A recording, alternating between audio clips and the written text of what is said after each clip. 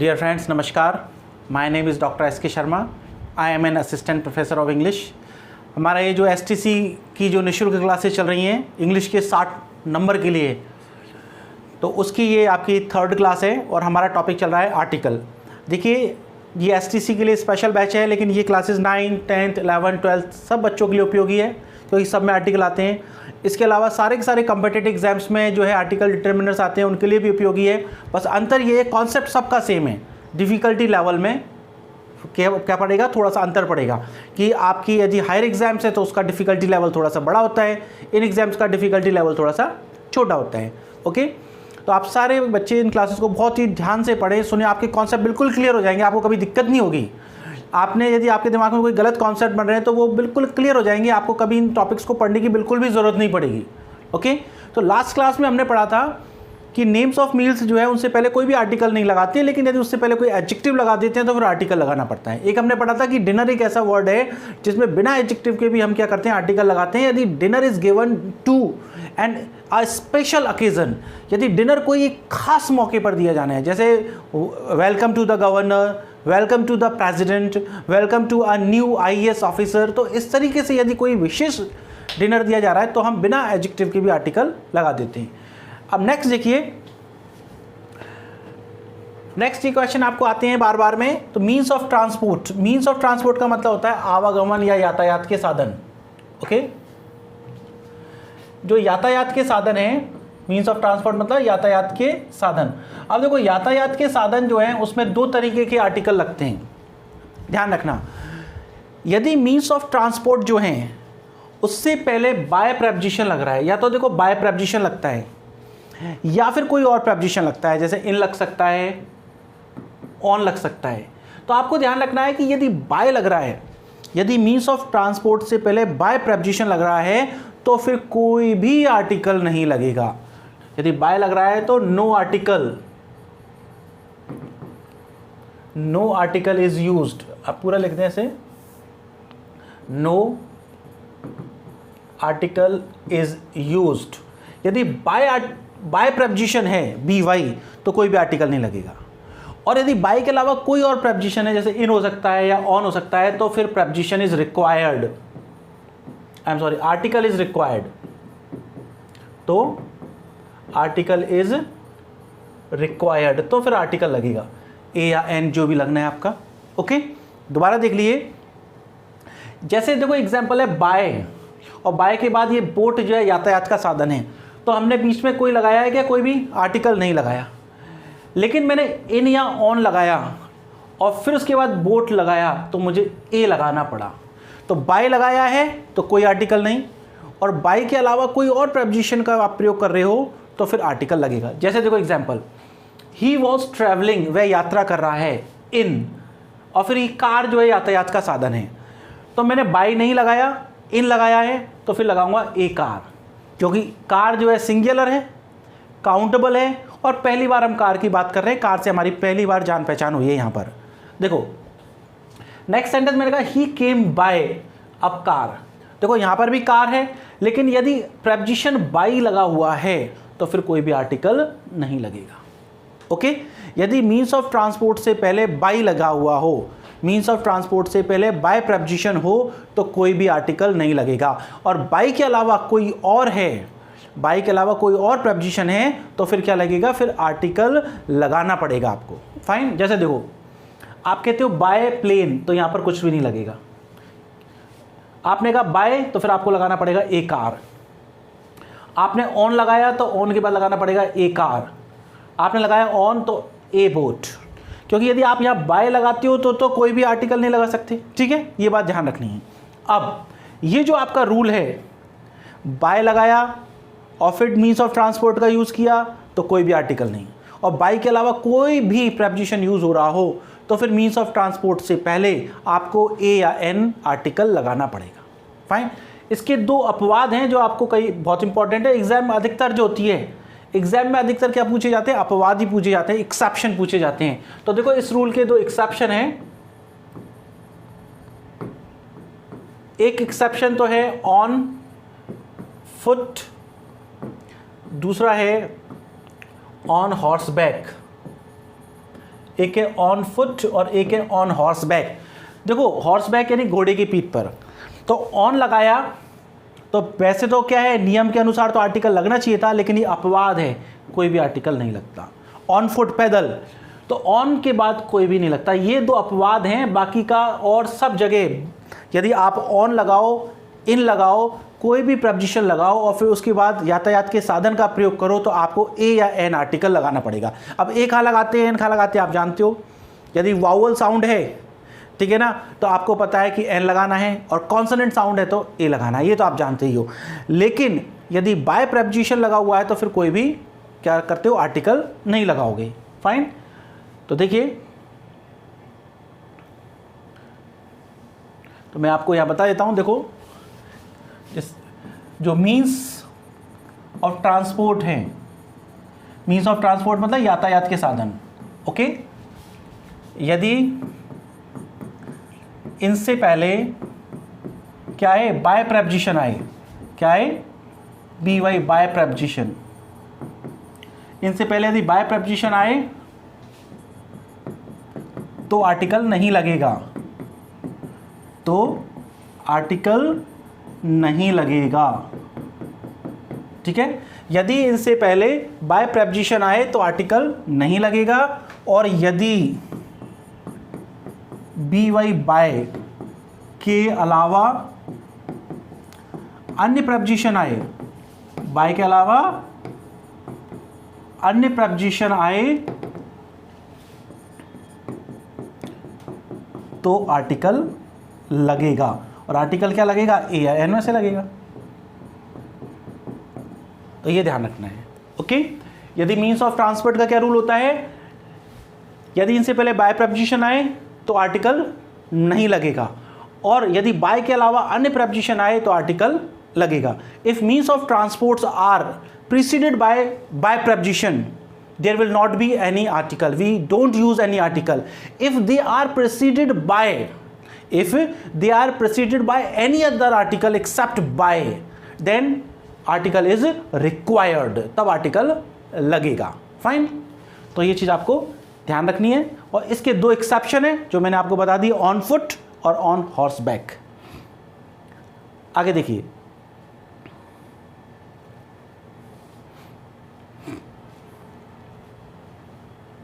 Next अब है आपके definite article.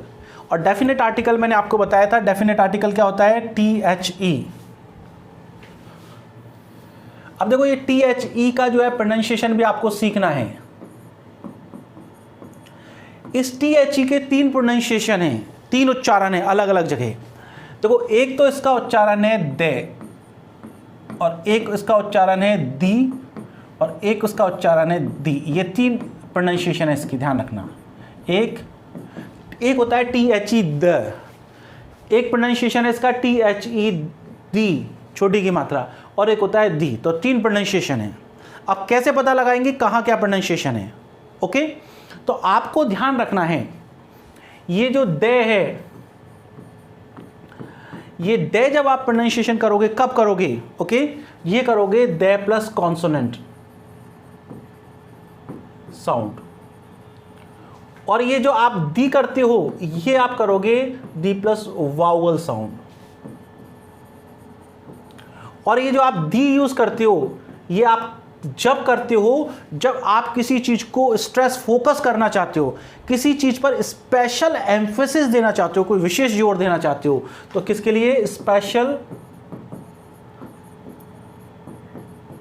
Emphasis. Special emphasis कैसे, देखो समझो, मान लो मैं कहूं THE ऑफ CAT, तो देखो यहां पर कैट है, कैट तो कैसा है, कॉन्सोनेंट, कॉन्सोनेंट साउंड है, और कॉन्सोनेंट साउंड से पहले THE लग रहा है तो उसका प्रोनाउंसिएशन होगा दे कैट। तो क्या बोलेंगे इसको, दे कैट, ओके। और यदि मैं THE के बाद लिख दूं एप्पल, APPLE एप्पल, तो यहां पे देखो एप्पल, तो कौन सी साउंड है, वावल, तो वावल साउंड है, तो वावल साउंड से पहले THE लग रहा है। यदि वावल साउंड से पहले THE लग रहा है तो फिर उसका प्रोनाउंसिएशन होगा दी। दोबारा देख लीजिए, मैंने CAT कैट लिखा, उससे पहले यदि मुझे THE लगाना है तो कैट कैसा है, कॉन्सोनेंट साउंड है, तो ये कॉन्सोनेंट साउंड से पहले यदि THE है तो उसका प्रोनाउंसिएशन होगा दे। ये क्या है, वावल साउंड है, और वावल साउंड से पहले एप्पल तो किससे स्टार्ट हुआ, वावल साउंड से। यदि वावल साउंड है उससे पहले THE है तो उसका प्रोनाउंसिएशन होगा THED। फाइन। देखो जैसे ये एग्जांपल है आपके सामने, दिस इज, अब ये देखो एंड तो कैसे लिखेंगे, एंड तो साउंड कैसी है, कॉन्सोनेंट, तो इसको क्या बोलेंगे, the. This is the end of. अब देखो यहाँ न्यूज है, न्यूज, तो ये ने क्या है, कॉन्सोनेंट है, तो कॉन्सोनेंट से पहले क्या लिखेंगे, दे। क्या लिखेंगे, दे। तो इसको कैसे बोलेंगे, this is the end of the news. क्या बोलेंगे, this is the end of the news, क्योंकि यहाँ वावल साउंड थी और यहाँ कॉन्सोनेंट साउंड थी। वावल साउंड से पहले तो दी बोलते हैं और कॉन्सोनेंट साउंड से पहले द बोलते हैं। और एक प्रोनाउंसिएशन, ये बड़ी की मात्रा दी।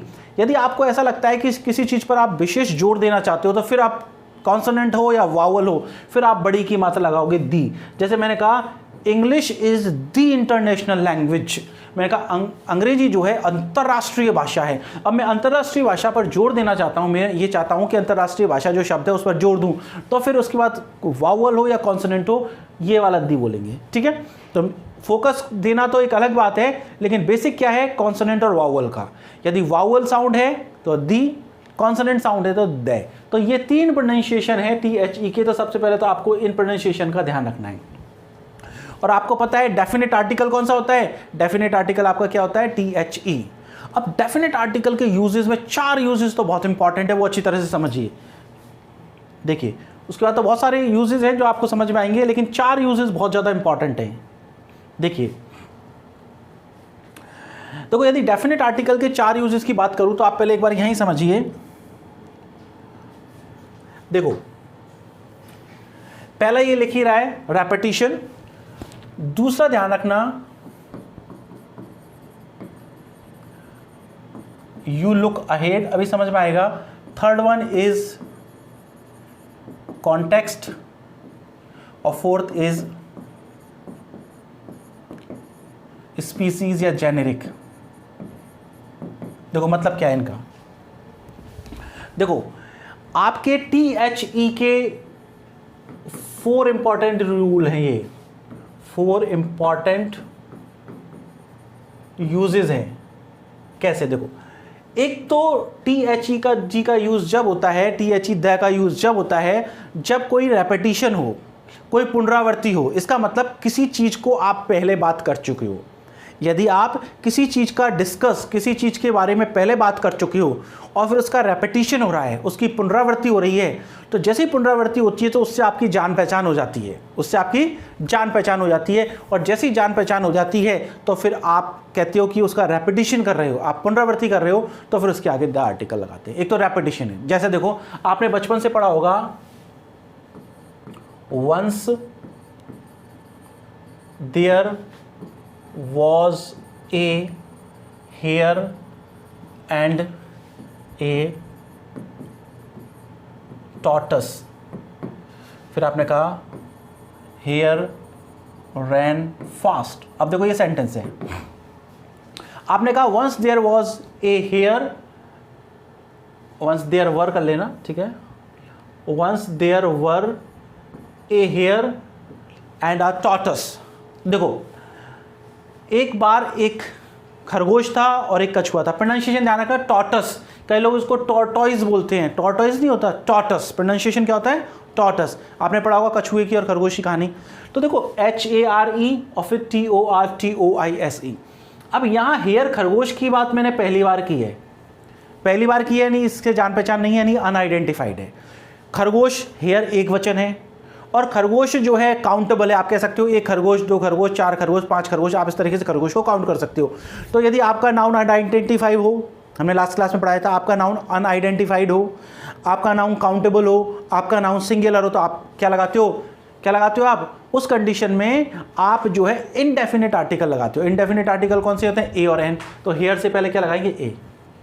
इसी तरीके से टॉर्टस, टॉर्टस की पहली बात कर रहे हैं, यानी इससे जान पहचान नहीं है, अनआइडेंटिफाइड है, सिंगुलर है और काउंटेबल है, तो इससे पहले भी ए लगाया। ठीक है, लेकिन अब अगले सेंटेंस में मैंने कहा हेयर रैन फास्ट, मैंने कहा कि खरगोश तेजी से दौड़ा। अब आप देखिए यहां पर मैं खरगोश को रिपीट कर रहा हूं क्योंकि खरगोश की बात पहले हो चुकी है। रिपीट का मतलब it has been talked earlier, it has been discussed earlier. if your noun gets identified if it has been discussed earlier, आपका नाउन आइडेंटिफाइड हो जाता है यदि आप उसकी पहले बात कर चुके हो। इसका मतलब जैसे आप रेपिटिशन करते हो, पुनरावृत्ति करते हो, तो फिर उसके आगे क्या लगाते हो आप, डेफिनेट आर्टिकल लगाते हो। तो आपने देखा कि आपने खरगोश की बात पहले कर ली, अब आप इसको रिपीट कर रहे हो। क्या कर रहे हो, रिपीट कर रहे हो, यानी रेपिटिशन कर रहे हो, पुनरावृत्ति कर रहे हो, तो फिर क्या लगाएंगे, THE द लगाएंगे। तो फिर क्या लगाएंगे, THE द लगाएंगे। फाइन। देखो मैं आपको एक दूसरा एग्जांपल देता हूं। Once there was woman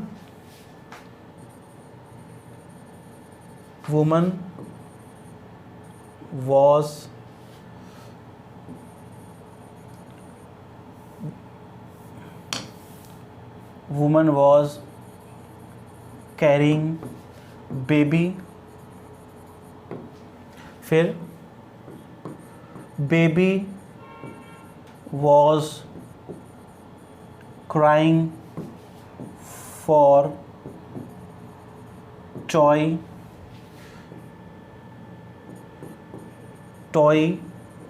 was very expensive। अब समझ दो, इससे आपको पूरा समझ में आ जाएगा, बिल्कुल क्लियर हो जाएगा कि क्या कहना चाह रहे हैं। वंस देयर वॉज, अब यहां पर आया WOMAN वुमन, तो WOMAN वुमन जो है सिंगुलर है, ठीक है, काउंटेबल है, औरतों को गिन सकते हो, एक औरत, दो औरत, पांच औरत कहते हो आप, काउंटेबल है। अनआइडेंटिफाइड है, यानी इसकी पहली बार बात की है। अनआइडेंटिफाइड मतलब अभी आपको पता नहीं है, आप कह रहे हो एक सामान्य कह रहे हो कि एक बार कोई औरत थी। अनआइडेंटिफाइड है, इसकी पहली बार बात हुई, पहली बार बात हुई तो अननोन है आपके लिए, अनआइडेंटिफाइड है। तो आपने कहा once there was a woman, ठीक है, क्योंकि आपके जो है इनडेफिनिट आर्टिकल लगाने की सारी कंडीशन यहाँ पूरी हो रही हैं। काउंटेबल है, सिंगुलर है और अनआइडेंटिफाइड है। फिर आगे आप कह रहे हो वुमन वॉज कैरिंग, वो जो औरत है एक बच्चा ले जा रही थी, औरत की गोद में क्या थी, बच्चा था। तो अब यहां पर वुमन जो है इसकी आप बात पहले कर चुके हो, यानी वुमन का क्या हो गया, रेपिटिशन हुआ है। तो यदि रेपिटिशन होता है तो मैंने पहला रूल बताया, तो आप क्या लगाते हो, डेफिनेट आर्टिकल लगाते हो। तो आपने यहां क्या लगा दिया, THE द लगा दिया। क्या लगा दिया यहां पर, द। यहां पे आपने क्या लगाया था, ए, और यहां क्या लगा दिया, द। अब देखो the woman was carrying baby, अब यहां पर शब्द आया आपका बेबी, BABY बेबी। अब बेबी बच्चा सिंगुलर है, काउंटेबल है, बच्चों गिन सकते हैं, एक बच्चा, दो बच्चा, चार बच्चा, और पहली बार बात की, अभी पहचान नहीं है, पहली बार आया बच्चा, तो आपने यहां पे क्या लगाया, a, the woman was carrying a baby. अब आगे देखो, अब मैं कह रहा हूं बच्चा खिलौने के लिए रो रहा था। अब देखो बच्चे की बात मैंने पहले कर दी, अब पहले कर दी तो अब बच्चा क्या हो रहा है, रेपिटिशन हो रहा है, पुनरावृत्ति हो रही है। जैसी पुनरावृत्ति हुई तो हमने क्या लगा दिया, हमें पता है कि रेपिटिशन पुनरावृत्ति के लिए क्या लगाते हैं, फिर द लगाते हैं। The baby was carrying, sorry, the baby was crying, बच्चा चीख रहा था, किसके लिए, खिलौने के लिए। अब देखो ये खिलौना वर्ड आ गया। अब मुझे बताइए कि ये जो खिलौना है, एक वचन है, सिंगुलर है, खिलौना, ऐसे नहीं लगा रखा मैंने। खिलौना जो है काउंटेबल है, गिन सकते हो, एक खिलौने, दो खिलौना, चार खिलौना, ठीक है। इसके बाद खिलौने की पहली बार बात की, अभी आपकी खिलौने से कोई जान पहचान नहीं है, यानी अनआइडेंटिफाइड है। तो सिंगुलर है, काउंटेबल है और अनआइडेंटिफाइड है, तो आपने क्या लगा दिया, ए लगा दिया। लेकिन जब बाद में आपने कहा कि खिलौना तो बहुत महंगा था, the toy was very expensive, expensive का मतलब होता है महंगा, तो खिलौना बहुत महंगा था। तो अब आपने यहाँ पर जब खिलौने की बात की तो खिलौना तो आप पहले ही बात कर चुके हो, तो ये रिपीट हो रहा है, यहाँ पर क्या हो गया, रिपीट हो रहा है। और जैसे रिपीट हुआ तो आपने क्या लगाया, द लगाया। तो आपने देखा कि जहां जैसे ही रेपिटिशन हुआ तो आपने पहले देखो एक ही शब्द, वुमन के आगे एक बार तो ए लगाया था, एक जगह द लगाया है, बेबी के आगे एक जगह ए लगाया था, फिर द लगाया है, टॉय के आगे ए लगाया था और फिर द लगाया, क्योंकि जैसे ही वो रिपीट हुआ, पहले वो पहली बार बात हुई थी तो ए लगा दिया, क्योंकि पहली बार बात हुई तो अनआइडेंटिफाइड था, अननोन था। लेकिन जैसे ही दूसरी बार बात हुई तो आइडेंटिफाइड हो गया, उसका रेपिटिशन हो रहा है, आपको पता है, अरे ये तो औरत, वही तो अभी पहले सेंटेंस में बात की वही औरत है, ठीक है, अरे ये वो पहले वाले बच्चा, अच्छा वो खिलौना। तो आपने देखा कि जब जैसी रेपिटिशन हुआ, तो जहाँ पर भी रेपिटिशन होता है तो इसका डेफिनेट आर्टिकल का पहला यूज़ तो क्या है, फोर यूज़ में से रेपिटिशन। जैसे ही रेपिटिशन होता है तो आप क्या करते हो, नाउन को कह देते हो भाई आइडेंटिफाइड हो गया, और आप उसके आगे द लगाते हो। रेपिटिशन का पता कैसे लगता है, रेपिटेशन का पता कैसे लगता है? पीछे देखकर। आप क्या करते हो? पीछे देखते हो, यू लुक बैक। आप क्या करते हो? पीछे देख के। आपने जैसे कहा once there was a woman, फिर आपने जैसे यहाँ वुमन आया तो आपने पीछे देखा, अरे ये तो आ चुकी है। आपने यहाँ बेबी लगाया, फिर आपने कहा अरे ये तो आ चुका है। तो रेपिटेशन का पता कैसे लगेगा? पीछे देख के तो लगेगा। आपने कहा once there were a hare and a tortoise, फिर हेयर आपने पीछे देखा, अरे हेयर तो आ चुका है, रेपिटेशन होता है। तो यहाँ पर रेपिटेशन का मतलब क्या होता है? आप क्या करते हो? यू लुक बैक, आप पीछे की तरफ देखते हो। आप क्या करते हो? पीछे की तरफ देखते हो, और पीछे की तरफ नाउन को देखकर आप आइडेंटिफाई कर देते हो, इसे आप रेपिटेशन भी कहते हैं। ठीक है। दूसरा देखो, अब ये जो दूसरा तरीका है जिससे आप नाउन को आइडेंटिफाई करते हो, वो देखिए।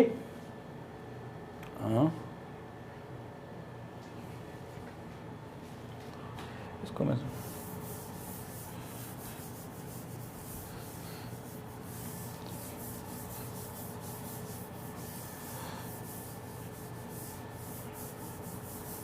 सेकेंड आपने कहा यू लुक बैक, आप क्या करते हो? पीछे की तरफ देखते हो। आप क्या करते हो? पीछे की तरफ देखते हो, और पीछे की तरफ देखकर भी क्या कर देते हो? नाउन को आइडेंटिफाई कर देते हो। ओके, पहले तो आपने कहा पीछे देखकर, दूसरा आपने कहा यू लुक अहेड। अहेड का मतलब होता है आगे देखकर। अहेड का मतलब क्या होता है? आगे देखकर। आगे देखकर कैसे? जैसे मान लो मैं आपसे कहूं boy who is sitting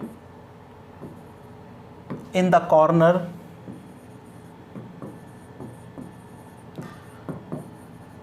is my student. देखो, मैंने कहा the boy who is sitting in the corner is my student. अब देखो, मैंने कहा बॉय, लड़का। लड़का आपने कहा कि भाई एक वचन है, सिंगुलर है, काउंटेबल है, ठीक है ना? सिंगुलर भी है और काउंटेबल भी है। लेकिन अब आप देखो यहाँ मैं लड़के के बारे में क्या कह रहा हूँ। अब मैं पीछे देखूँ तो मैंने कहा who is sitting in the corner, वह लड़का जो कोने में बैठा हुआ है। तो मैं अब एक स्पेशल लड़के की बात कर रहा हूँ, खास लड़के की बात कर रहा हूँ। मैंने कहा किसी खास स्पेशल व्यक्ति, वस्तु, स्थान की बात करें तो फिर क्या हो जाती है वो चीज़, उसके आगे क्या लगाते हैं? फिर THE द लगाते हैं।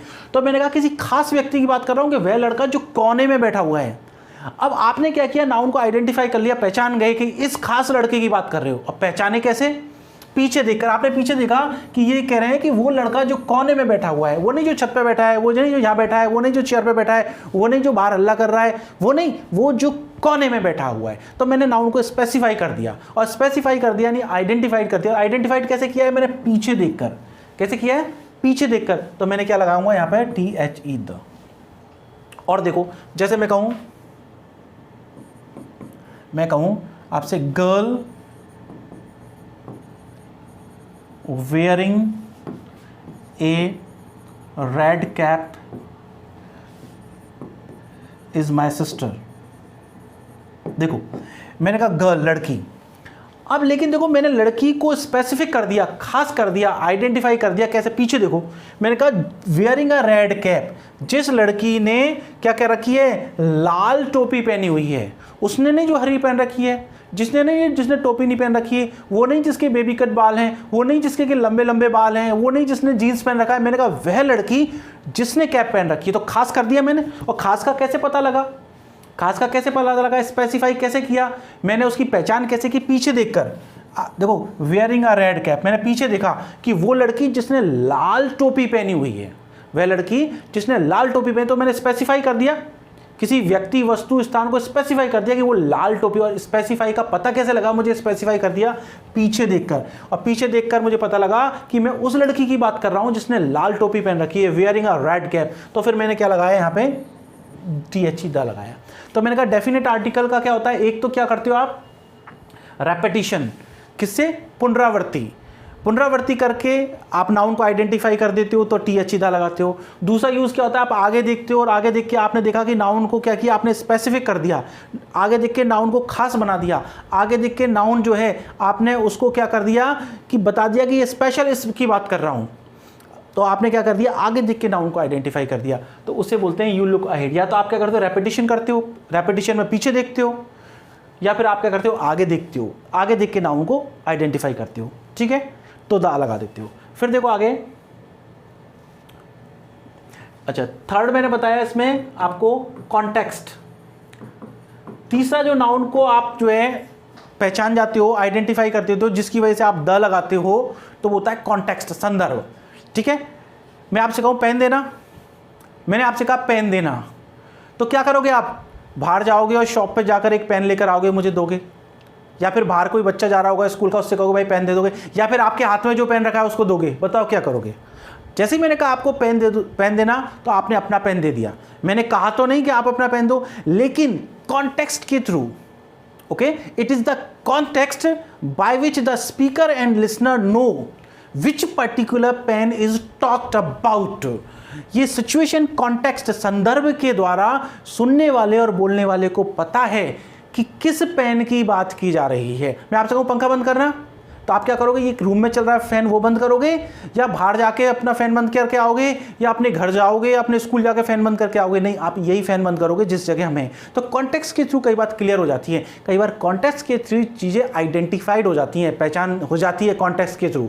कई बार कॉन्टेक्स्ट के थ्रू ही क्या होता है, चीज़ें आइडेंटिफाइड हो जाती हैं। जब कॉन्टेक्स्ट के थ्रू आइडेंटिफाई, जैसे आइडेंटिफाइड हुआ तो क्या लगाओगे आप? THE, द लगाओगे। जैसे मैंने कहा आपसे गिव मी पेन, अब जैसे मैंने कहा गिव मी पेन, तो इसका मतलब मैं कह रहा हूं the pen which is in your hand, which is you are using, जिस पेन का आप यूज कर रहे हो। ऐसे नहीं मैंने कहा जैसे आपके हाथ में पेन है, मैंने कहा पेन देना, तो ऐसा नहीं है कि आप भाग के जाओगे और कहीं बाजार में से लेके आओगे।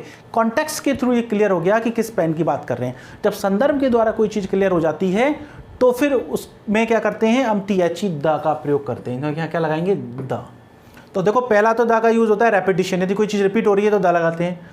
यदि हम आगे देखें और आगे देख के हमें पता लगे कि ये चीज़ स्पेसिफाई कर दी है, आगे देख के हमें पता लगे कि इसको आइडेंटिफाइड कर दिया है, तो द लगाते हैं। तीसरा यूज कॉन्टेक्स्ट, यदि संदर्भ के द्वारा कोई चीज़ क्लियर हो जाए कि इसी चीज़ की बात की जा रही है, तो द लगाते हैं। मैं कहूँ फ़ोन देना, आपके हाथ में फ़ोन है, मैंने कहा फ़ोन देना, तो मैं कहूँगा गिव मी द फ़ोन, क्योंकि जैसे ही मैंने कहा फ़ोन देना, तो आप ऐसा थोड़ी कि दूसरे के हाथ से छीन के लोगे, ये लोग आप समझ जाओगे कि मैंने किस फ़ोन की बात कर रहा हूँ। फाइन, समझ में आया? और फोर्थ इसका जो इंपॉर्टेंट यूज़ होता है वो होता है जेनेरिक यूज़। जेनेरिक यूज़ का मतलब जब आप पूरी प्रजाति की बात करते हो, जब आप पूरी प्रजाति की बात करते हो तो कॉमन नाउन के साथ आप किसका प्रयोग करते हो? THE, द का प्रयोग करते हो। जब आप पूरी प्रजाति की बात करते हो, जैसे मैं कहूं the dog is a faithful animal. देखो मैंने कहा dog is the faithful animal, तो मैंने क्या लगाया? द लगाया, क्योंकि यहां मैंने कहा कि कुत्ता वफादार जानवर होता है, तो मैं किसी एक कुत्ते की बात कर रहा हूं क्या? पूरी कुत्ते की प्रजाति की बात कर रहा हूं कि कुत्ता वफादार जानवर होता है। तो यदि पूरी प्रजाति का बोध कराना चाहते हो तो आप द का प्रयोग करते हो। तो देखो चार यूज, एक तो रेपिटिशन, रेपिटिशन में आप पीछे देखते हो उसकी पहले बात हो गई है क्या, फिर दोबारा बात होती है, द लगाते हो। एक आप आगे देखते हो कि आगे देख के देखते हो कि आप इस नाउन को स्पेसिफाई किया है क्या, खास बनाया है क्या, जिसे नाउन आइडेंटिफाई हो गया, द लगाते हो। एक आपको संदर्भ के द्वारा पता लगे कि इसी चीज की बात कर रहे हैं तो द लगाते हो। एक आप क्या हो कि कोई भी कॉमन नाउन पूरी प्रजाति का बोध करा रहा हो तो द का प्रयोग करते हो। तो चार यूज हैं। तो रेपिटिशन वाला मैंने आपको बताया। अब दूसरा यू लुक अहेड, आप आगे देख के जो नाउन को आइडेंटिफाई करते हो उसको हम और डिटेल में पढ़ते हैं। देखो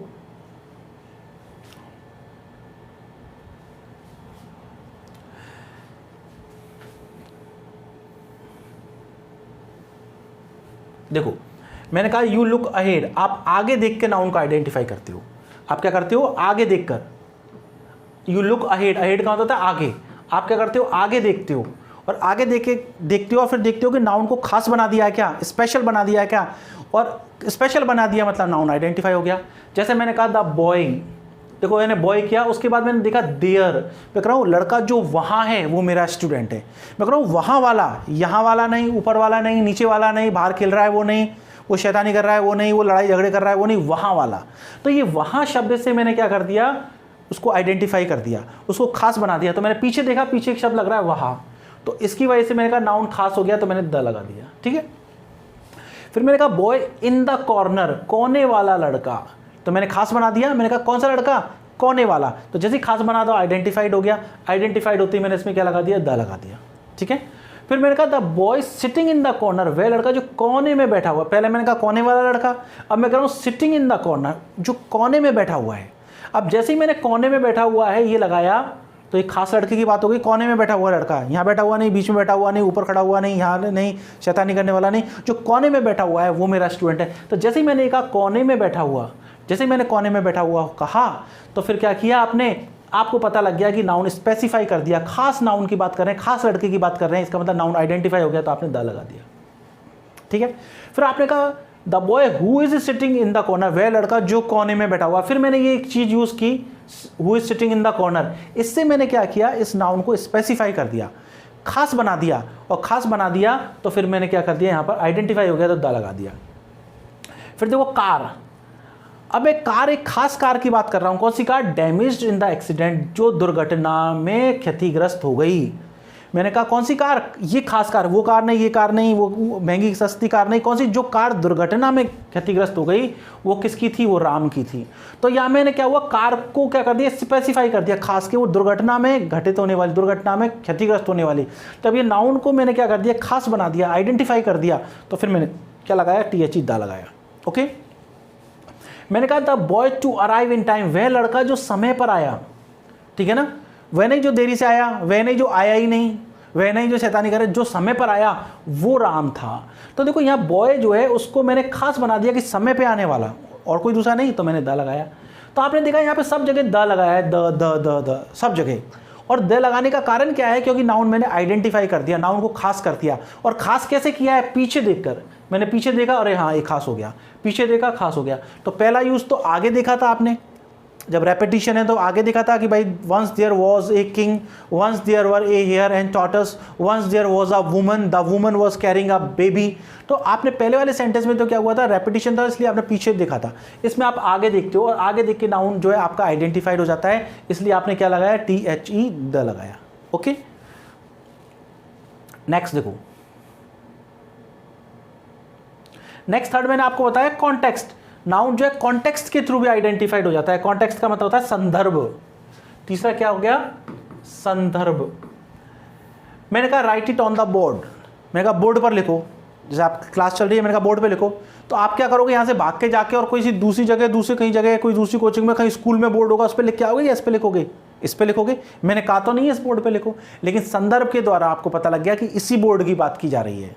ओके, ये कॉन्टेक्स्ट है जिसके द्वारा आप जानते हो कि which particular board is talked about, is discussed about. आप जानते हो कि किस खास बोर्ड की बात की जा रही है, तो क्या लगेगा, THE द लगेगा। मैंने कहा स्विच ऑफ द फैन, तो आप इसी फैन को बंद करोगे, यहाँ पे कॉन्टेक्स्ट के थ्रू पता लग गया द।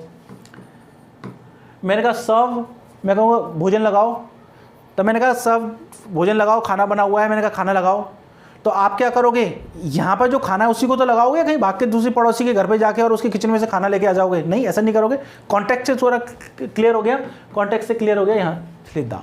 मैंने कहा दरवाज़ा खोलो, तो दरवाज़ा खोलने आप पड़ोसी के घर का दरवाज़ा खोलने जाओगे या जहाँ इसी का दरवाज़ा खोलोगे। कॉन्टेक्स्ट के पता लग गया कि इसी दरवाजे की बात की जा रही है, द लगेगा। मैंने कहा गिव मी, तो गिव मी, तो मैंने कहा पेन मांगूंगा आपसे, तो आप अपना ही दोगे। कॉन्टेक्स्ट के थ्रू पता लग गया किस पेन की बात की जा रही है, द। क्लीन द फ्लोर, फर्श को साफ करना, तो मैंने कहा फर्श को साफ करो, तो आप पड़ोसी का फर्श साफ करने नहीं जाओगे, आपको कॉन्टेक्स्ट के थ्रू पता लग गया इसी फर्श को साफ करने की बात की जा रही है। तो जब कॉन्टेक्स्ट के द्वारा, जब संदर्भ के द्वारा ये क्लियर हो जाए कि किस नाउन की बात की जा रही है, तो वो नाउन आइडेंटिफाइड हो गया, तो THE द लगाते हैं। इसका एक ट्रिक है याद रखने की, ध्यान रखना जो कॉन्टेक्स्ट वाले जितने भी सेंटेंस होते हैं वो सामान्यतः कैसे होते हैं, इंपेरेटिव सेंटेंस होते हैं।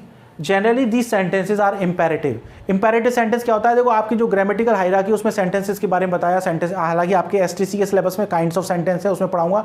और आप चाहो तो ग्रामेटिकल हायरार्की में मैंने सेंटेंसेस के बारे में बहुत डिटेल में बताया, इंपेरेटिव क्या होता है, इंट्रोगेटिव क्या होता है, डेक्लरेटिव क्या होता है, नेगेटिव क्या होता है, सिंपल क्या होता है, कंपाउंड क्या होता है, कॉम्प्लेक्स क्या होता है। वो आप इसकी प्लेलिस्ट में ग्रामेटिकल हायरार्की वाली क्लासेज है, उनको देखना बहुत इंपॉर्टेंट है आपके लिए।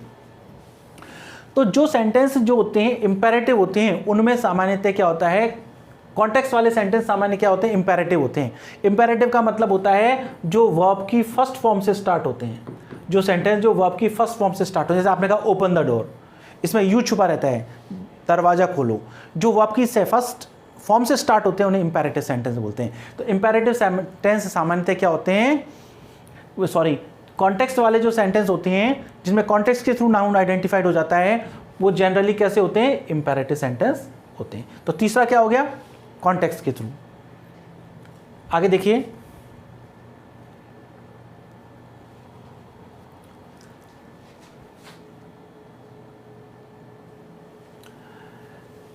नेक्स्ट मैंने आपको बताया जेनेरिक यूज।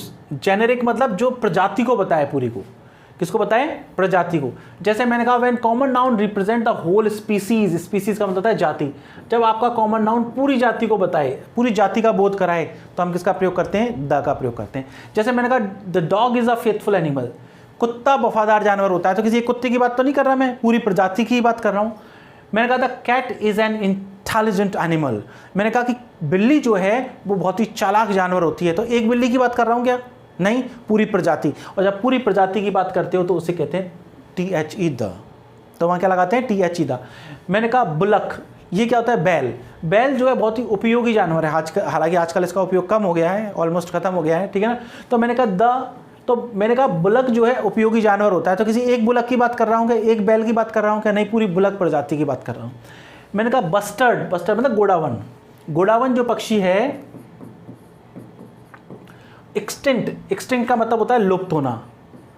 गोडावन जो है वो लगभग लुप्त हो गया है, तो गोडावन जो है लुप्त हो गया, तो किसी एक गोडावन की बात कर रहा हूँ कि पूरी गोडावन प्रजाति की बात कर रहा हूँ, पूरी गोडावन प्रजाति जो है लुप्त हो गई है, ठीक है ना, पूरी गोडावन प्रजाति है वो लुप्त हो गई है। तो जब मैंने पूरी प्रजाति की बात की तो द लगाया। तो आपने देखा यदि नाउन का रेपिटेशन हो रहा हो, आपने देखा पहले बात हो गई तो द का प्रयोग करते हैं।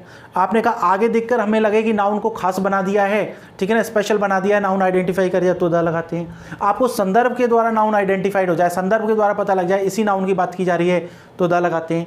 और यदि पूरी प्रजाति की बात हो रही हो, आपको लगे कि पूरी प्रजाति की बात हो रही है, तो फिर द का प्रयोग करते हैं। तो ये चार बहुत इंपॉर्टेंट यूज़ हैं। देखो जब आप हायर कॉम्पिटिटिव एग्जाम की तैयारी करते हो तो इसमें और अलग तरीके से टेक्निकल टर्म यूज़ होती हैं कि पहले यूज़ को एनाफोरिक यूज़ बोलते हैं, दूसरे यूज़ को कैटाफोरिक यूज़ बोलते हैं, तीसरे यूज़ को होमोफोरिक यूज़ बोलते हैं, फिर इसको जेनेरिक यूज़ बोलते हैं। फिर उसमें बहुत सारी चीज़ें आपको पढ़नी होती हैं कि भाई प्रेपोजिशनल फ्रेजेस का यूज़ कैसे होता है, प्रेपोजिशनल फ्रेजेस और एडवर्बियल में अंतर क्या होता है, एडवर्बियल और प्रेपोजिशनल फ्रेजेस का कॉम्बिनेशन क्या होता है, वो बहुत सारी चीज़ें जो है आपको क्या होती है, पढ़नी होती है। वो उसमें फिर क्या होता है, यही चीज़ें होने को यही है, लेकिन फिर उसका डिफिकल्टी लेवल बढ़ जाता है। आप जो मैंने आपको सेकंड यूज़ बताया कैटाफोरिक यूज़, उसमें 6 एग्जाम्पल बताए, तो वो अलग अलग, कहीं प्रेपोजिशनल फ्रेज यूज़ की है आपने, कहीं रिलेटिव क्लॉज यूज़ की है, ठीक है ना, तो वो अलग अलग है। लेकिन अभी आपके लेवल पर जो है कॉन्सेप्ट वही है, कॉन्सेप्ट में कोई चेंज नहीं है, लेकिन वहाँ वो डिफिकल्टी और टेक्निकल टर्म्स का यूज़ ज़्यादा हो जाता है, क्योंकि वहाँ टेक्निकल टर्म्स पूछते हैं हायर कॉम्पिटिटिव एग्जाम में। ओके, तो ये 4 यूजेज़ हैं। ओके, आपकी जो है STC वाली क्लासेज मंडे, ट्यूसडे और वेडनेसडे 3 दिन होगी, और उसके बाद आपका संडे को टेस्ट होगा। तो आप इतना भी पढ़ा दिया है, इसका संडे को टेस्ट होगा। देखो अभी आपकी मंडे, ट्यूसडे, वेडनेसडे क्लास होगी। जब आप STC वाले बहुत सारे बच्चे इससे जुड़ जाएंगे, मेरे को मैसेज कर देंगे, हाँ सर हम STC की तैयारी कर रहे हैं, या 9th या 10th 11th 12th की तैयारी कर रहे हैं, मुझे जो है आप इस व्हाट्सएप नंबर पे मैसेज कर देना कि सर हम इसकी तैयारी कर रहे हो, रेगुलर 7 बजे क्लास ले रहे हैं। जब मुझे लग जाएगा रेगुलर 7 बजे सिंसियर बच्चे जो है बहुत सारी क्लासेज लेने के लिए तैयार हैं, तो मैं आपकी क्लासेस पूरे के पूरे 6 डेज कर दूंगा। लेकिन तब तक मंडे, ट्यूसडे, वेडनेसडे क्लासेस होगी। जब आप लोग बहुत सारे लोग इसमें आ जाएंगे और 7 बजे मेरे को क्लास में मिलेंगे, 7 बजे मैं देखता हूँ कि कौन कौन बच्चे जो है क्लासेस ले रहे हैं, और आप मुझे क्लासेस के टाइम पे कमेंट करें, बताएं, अपनी उपस्थिति दर्ज कराएं। ओके, इसके बाद संडे को जो टेस्ट होगा मैं आपको फिर बता रहा हूँ, LINGUA लिंगुआ फ्रैंका ये ऐप है, आप इसे प्ले स्टोर से जाकर डाउनलोड कर लें। और ये इसका मोनो लग रहा है, लोगो लग रहा है, आप जैसे ही टाइप करेंगे प्ले स्टोर पे लिंगुआ फ्रैंका, तो आपको क्या हो जाएगा, ये ऐप जो है खुल जाएगा। इस तरीके का लोगो है, आप उसको प्ले स्टोर से डाउनलोड कर लें, उस पर टेस्ट होगा। देखो सारी क्लासेस निःशुल्क हैं, आपको लिंगुआ फ्रैंका पर जो टेस्ट होगा वो भी बिल्कुल निःशुल्क है। इसके अलावा आपको जो भी स्टडी मटेरियल सब कुछ भेजा जाएगा, स्टडी मटेरियल आपको, ठीक है, वो आपको टेलीग्राम चैनल पे भेजा जाएगा। और भी बहुत सारे कॉम्पिटिटिव एग्जाम्स जो आएंगे उनके सबके क्वेश्चंस, नोट्स, PDF, इवन जो मैंने खुद ने सेकंड ग्रेड के लिए, फर्स्ट ग्रेड के लिए पढ़े हैं ओरिजिनल नोट्स, इवन उसमें जीके के नोट्स भी शेयर करूंगा, किस तरीके से स्ट्रेटेजी, वो सारा का सारा लिंगुआ फ्रैंका किस तरीके से पढ़ के, कौन से नोट्स को पढ़ के मेरी 6th रैंक आई है, RPSC स्कूल लेक्चरशिप में इतनी अच्छी रैंक आई, और सारे नोट्स आपको सब चीज़ लिंगुआ फ्रैंका उस टेलीग्राम चैनल पर शेयर करूंगा। इसलिए आप लोग यदि उसका बेनिफिट उठाना चाहते हैं तो टेलीग्राम चैनल ज्वाइन कर लें। और टेलीग्राम चैनल जो है वो ये है Dr. SKENG 2023। आपको यदि फ्री टेस्ट देने हैं तो ये ऐप जो है इसको प्ले स्टोर से आप लोग क्या कर लें, डाउनलोड कर लें। इसके अलावा आपको किसी भी, चाहे वो 12th क्लास के नोट्स हों, चाहे आपको किसी भी चीज़ के नोट्स हों, चाहे graduation BA MA English literature के नोट्स हों, या फिर आपको STC first grade second grade से रिलेटेड नोट्स हों, ठीक है ना, मैंने किस तरीके से तैयारी करके किस तरीके से कौन से नोट्स बनाए, ओरिजिनल नोट्स हो, वो सारी चीज़ें आपको इस टेलीग्राम चैनल पर मिल जाएगी। तो आप इस टेलीग्राम चैनल को ज्वाइन कर लें, डॉक्टर SKENG 2023। ठीक है, आपकी मंडे ट्यूसडे वेंसडे क्लासेस होंगी। फिर आप मुझे 7 बजे अपनी उपस्थिति दें, फिक्स 7 बजे। तो जब 7 बजे मुझे लग जाएगा कि काफ़ी सारे बच्चे जो हैं, आप सिंसियर बच्चे मेरे साथ पास से इकट्ठे हो गए, तो आपकी 6 दिन क्लास पूरी करा दूंगा। पूरा STC का कोर्स कराने की जिम्मेदारी मेरी, 60 नंबर की जिम्मेदारी मेरी। और आपको कोई भी चीज़ समझ में नहीं आए, कोई भी दिक्कत हो, तो ये जो मोबाइल नंबर पर आप मेरे को व्हाट्सएप पर मैसेज कर सकते हैं। आपकी सारी जो भी मेरे से हो सकेगा, सारी की सारी जो डिमांड्स मैं पूरी करने की कोशिश करूंगा। किसी भी बच्चे का सिलेक्शन इंग्लिश की वजह से नहीं रुकेगा, ये मेरी गारंटी है। जो बच्चा मेरी सिंसियर क्लासेस लेगा शुरू से लेकर लास्ट तक। अब आप रेगुलर क्लासेस नहीं लोगे, एक ले लोगे दूसरे ले लोगे, तो उसका तो कोई विकल्प नहीं है, आपको समझ में नहीं आएगा। यदि आपने पहली दूसरी क्लास नहीं ली है तो तीसरी समझ में नहीं आएगी। ओके, तो आप लोग सिंसियरिटी से क्लास लें, और आपको ऐसा लगता है कि आपको जो मैटर है आपके लिए यूजफुल है, और आपको ऐसा लगता है कि फ्री ऑफ कॉस्ट आपको एक अच्छा काम कराया जा रहा है, जो कोचिंग्स में और बहुत पैसे दे देकर और पेड कोर्सेज में आपको नहीं हो पाता, वो फ्री ऑफ कॉस्ट कराया जा रहा है, तो आपसे यही रिक्वेस्ट है कि ये मैसेज जो है रुकना नहीं चाहिए। ये ज़्यादा से ज़्यादा लोगों तक क्लास पहुंचनी चाहिए और शेयर होनी चाहिए, जिससे ज़्यादा से ज़्यादा लोग जो है इसका फ़ायदा उठा सकें। Thank you.